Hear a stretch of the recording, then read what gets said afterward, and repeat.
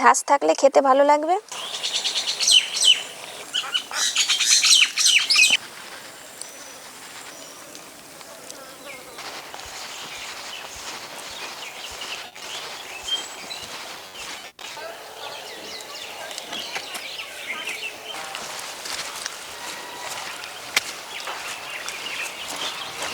আমার শাশুড়ি মার কাণ্ডটা একটু দেখুন।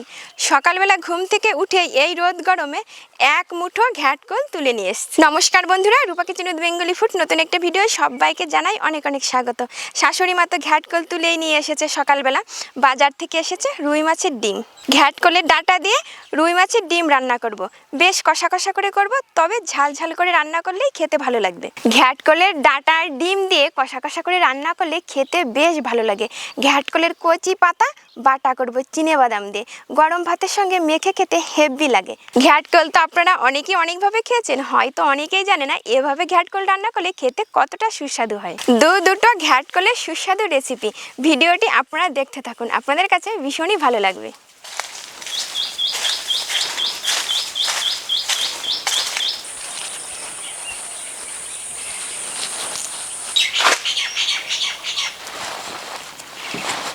আজকে সকালবেলায় যা গরম পড়েছে, কে জানি দুপুরবেলা কতটা পড়বে। আজ হয়তো মাছ কাটা ঝামেলাটা নেই, তবে ঘ্যাটকল কাটতে কিন্তু অনেকটাই সময় লাগবে। এটা হচ্ছে রুই মাছের ডিম। ডিম তো আর কুটতে হবে না, ডিম এবার ভালো করে ধুয়ে নিয়ে আসি কলপার থেকে। ডিম ভালো করে ধুয়ে নিয়ে চলে আসলাম। এবার ঘ্যাটকল কেটে নেব। অনেকগুলো ঘ্যাটকল তো কাটতে সময় লাগবে।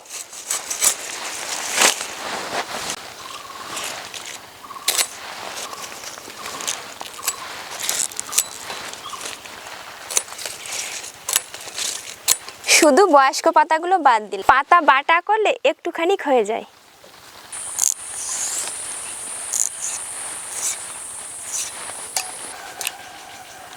তবে ঘ্যাটকলের ডাঁটাগুলো কিন্তু বেশ মোটা মোটা।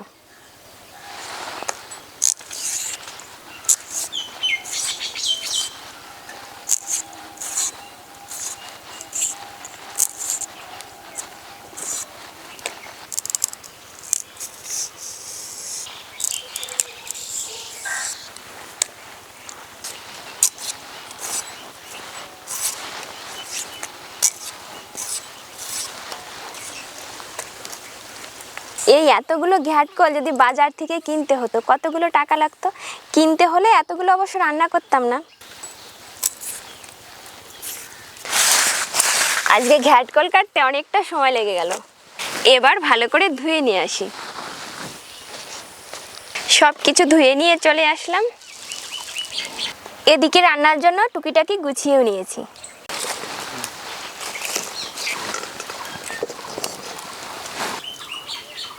কড়াইতে জল দিয়ে দেব, অল্প একটু নুন,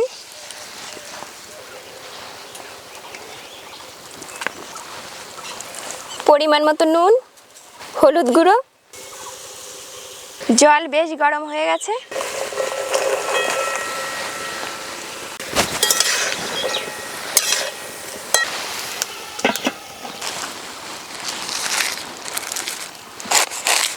পাতাগুলো ছোট ছোট করে কেটে নেব।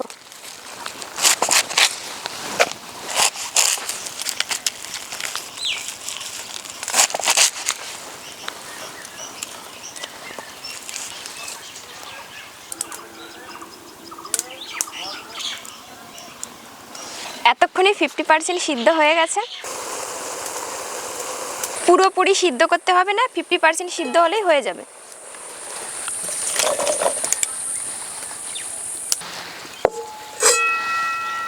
নুন হলুদ ভালো করে মাখিয়ে নেব।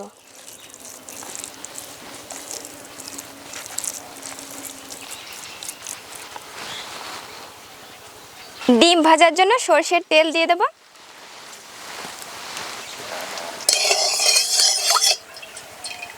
তেল খুব বেশি গরম করব না, হালকা গরমে ডিম ছাড়বো।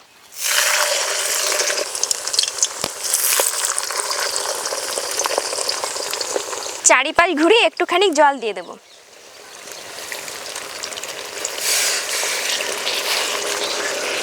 চাপা চাপা দিয়ে 2 মিনিটের জন্য ঢেকে দিলাম। উনুনের জাল কম রেখে ডিম হালকা করে ভাজবো। এই যে একটু জল দিলাম, চাপা দিয়ে ঢেকেও দিলাম, এতে করে ভেতর থেকে সুন্দরভাবে সিদ্ধ হয়ে যাবে, হালকা ভাজাও হবে।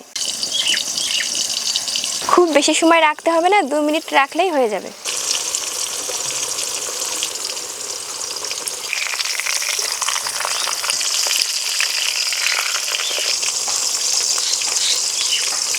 ডিমগুলো এবার খুন্তি দিয়ে পিস পিস করে কেটে দেব।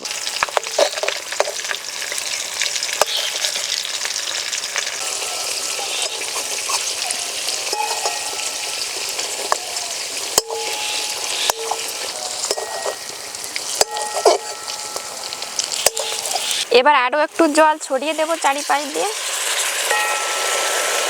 আবারও 2 মিনিটের জন্য ঢেকে দিলাম। এবার শিলে মশলা বেটে নেব। রসুন, আদা,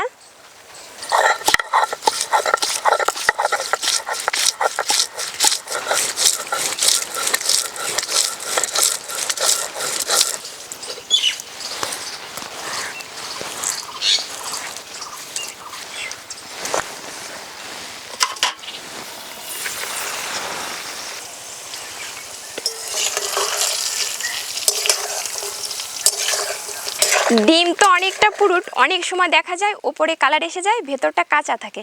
এভাবে অল্প করে জল ছড়িয়ে ভেজে নিলে ভেতরটাও সুন্দরভাবে সিদ্ধ হয়ে যায়, ওপরটাও ভাজা হয়ে যায়।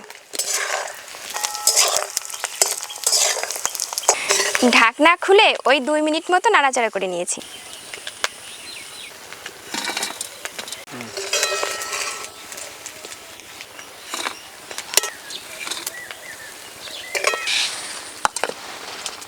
ডিম ভাজার পরে কড়াইতে অনেকটাই তেল আছে, আলাদা করে তেল দিতে হবে না। চিনেবাদাম, বাদাম একটু নাড়াচাড়া করে ভেজে নেব।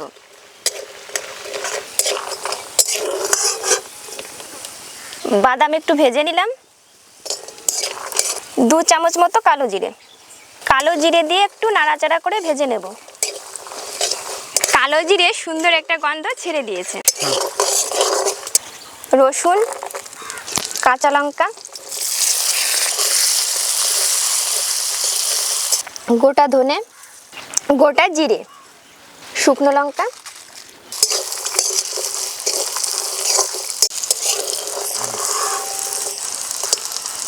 সব কিছু ভালো করে ভেজে নিলাম। কেটে রাখা ঘ্যাটকলের পাতা দিয়ে দেব।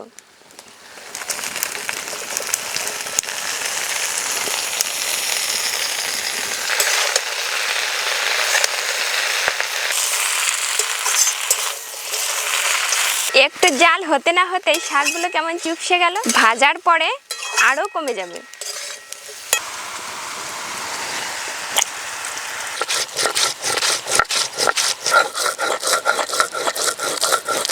বিয়ের পরে প্রথম যেদিন কচু রান্না করলাম সেই দিনই শাশুড়ি মা বলে দিয়েছিল, কচু ঘেঁচু রান্না করলে লঙ্কা একটু বেশি দিবা, এতে করে গলাও ধরবে না, খেতেও ভালো লাগবে।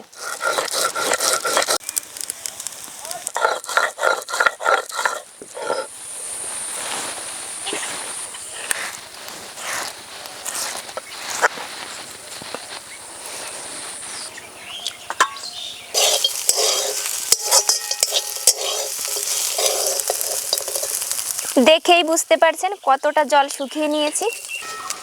এবার তুলে নেব। পরিমাণ মতো নুন দিয়ে দেব। কড়াই ধুয়ে বসিয়ে দিয়েছি, সরষের তেল দিয়ে দেব। ফোড়নে শুকনো লঙ্কা, কালো জিরে, পেঁয়াজ কুচি, নাড়াচাড়া করে পেঁয়াজ একটু ভেজে নেব।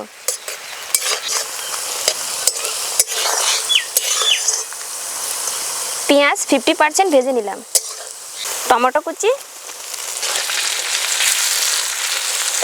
এটা বাটার সময় জল ব্যবহার করা যাবে না। টমেটো নাড়াচাড়া করে ভেজে নিলাম। আদা রসুন বাটা,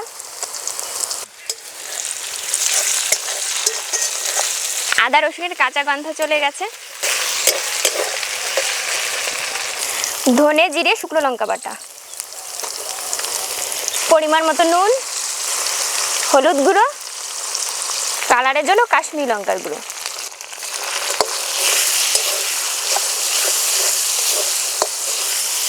মশলা থেকে তেল ছাড়তে শুরু করে দিয়েছে।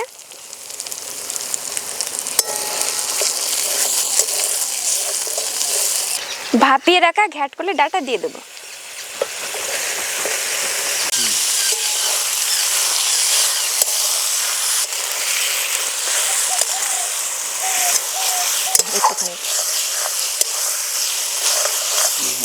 রংটা দেখুন কত সুন্দর এসেছে। মশলার সঙ্গে ঘ্যাটকলের ডাঁটা ভালো করে কষিয়ে নিলাম। অল্প করে একটু জল দিয়ে দেবো।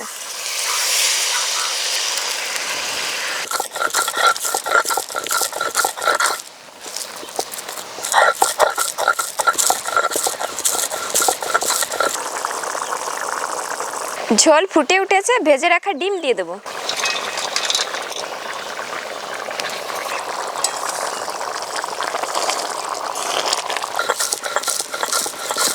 যে কোনো বাটা শিলে বাটলেই মিহি হয়, আর মিহি হলেই খেতে ভালো লাগে।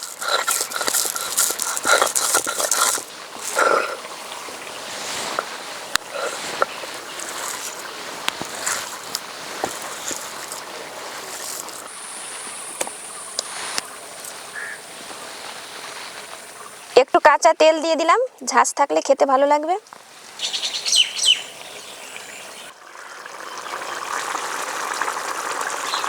সব শেষে 4টে চেরা কাঁচা লঙ্কা। ঘ্যাটকলের ডাঁটা রুই মাছের ডিম রেডি হয়ে গেছে। দেখুন কতটা লোভনীয় হয়েছে।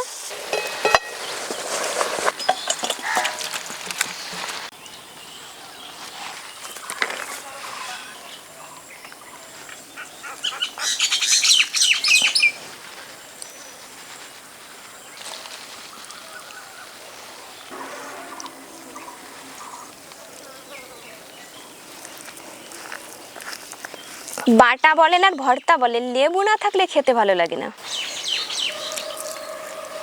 খেতে কি দারুণ হয়েছে। চিনেবাদাম দিয়েছি, সেই জন্য আরও বেশি ভালো লাগছে। লেবু দিয়েছি একটু টক টক ঝাল ঝাল, বেশ ভালো লাগছে খেতে।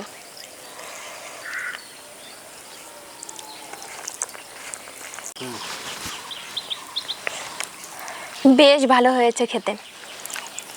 দুপুরবেলা গরম ভাতের সঙ্গে এটা পাতে থাকলে আর কোনো কিছুরই প্রয়োজন হবে না। তবে এটা একটু ঝাল ঝাল করে রান্না করতে হবে। এতক্ষণে নিশ্চয়ই দেখে বুঝতে পেরেছেন কতটা লোভনীয় হয়েছে, খেতেও ভীষণ সুস্বাদু হয়েছে।